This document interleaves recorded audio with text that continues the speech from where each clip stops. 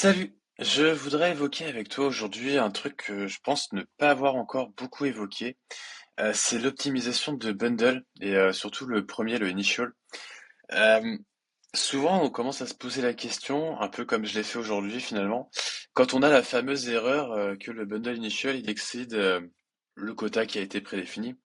Alors moi, je pense que je l'avais déjà augmenté un petit peu et que je l'avais passé à un méga, mais là, il s'avère que j'ai passé le 1 méga.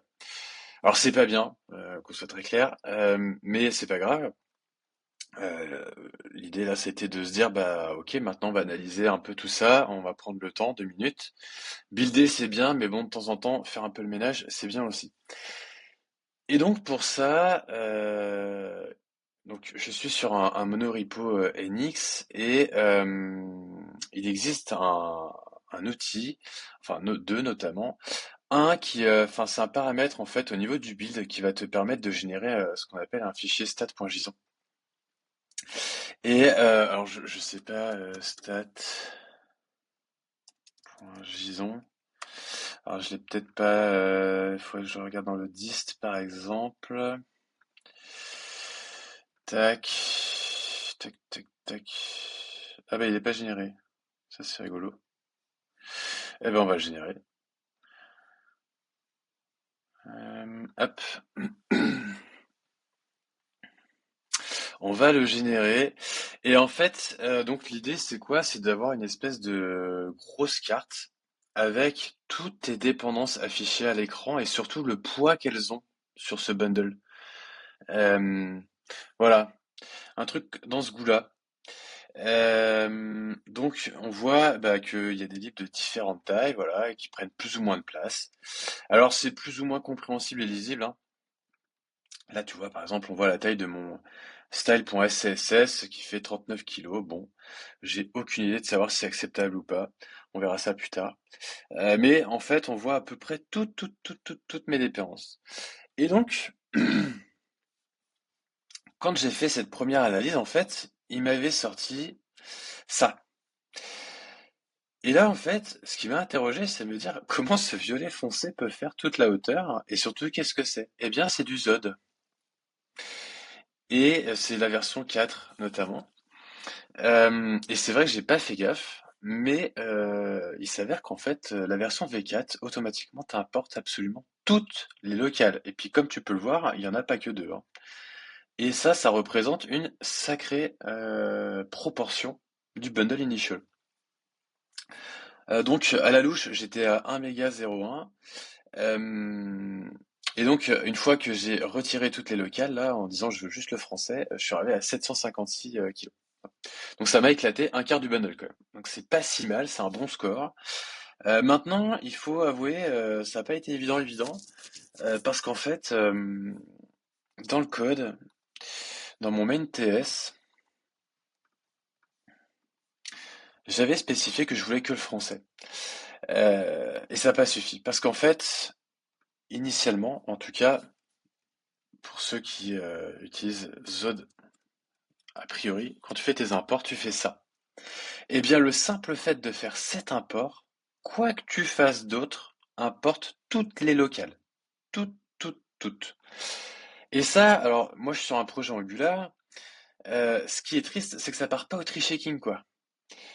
Donc, voilà, c'est un peu pas terrible. Et je suis allé voir la doc, et donc je suis même allé voir sur GitHub les bugs, et c'est un problème qui en fait qui est connu. Et pour l'instant, le seul hack qu'ils nous ont gentiment trouvé, c'était d'utiliser ZodMini. Donc ZodMini, c'est quoi? On peut aller voir.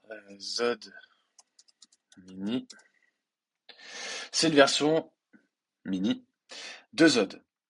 Globalement, ça s'utilise presque pareil, tu vois. Là, tu as zstring.optional.nullable. Bon, là, le nullable se met en premier. Voilà, ça change un petit peu la syntaxe.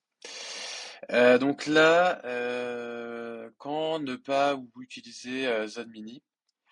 Donc en fait, il va dire que a priori par défaut, on veut plutôt utiliser Zod tout court, à moins qu'on ait des contraintes fortes à propos des bundle size. Bon, bah là, gentiment, il m'a quand même pris 250 kilos pour rien, ça me fait un peu suer. Voilà. Au niveau de la DX, l'API Zod Mini, elle est plus verbeuse et elle a l'air un peu moins fun. Bon, question de goût et de pointure là-dessus. Bon, là, si je prends un exemple, le truc le plus farfelu que j'ai eu, c'était ça, c'était de passer un z.string et derrière, il fallait que je fasse un point de check. Avant, c'était juste un point non-empty en fait. Avant, je pouvais faire ça. Voilà. Là, je peux plus. Ça n'existe plus. Maintenant, c'est un point de check et puis du coup, bah, lui définir une taille minimale. C'est un exemple que j'ai mis comme ça. Euh, donc les nullables, effectivement, qui maintenant ne s'écrivent plus comme avant. Mais bon, voilà, donc c'est un choix. La doc, elle est assez explicite, hein, elle te dit tout ce que t'as, tout ce que t'as pas, donc c'est plutôt pas mal. Veux-tu que ça implémenté, donc là, il dit quoi? Ok, donc là, c'est tous les checks possibles qui existent justement avec la API Mini, donc il y en a quand même pas mal.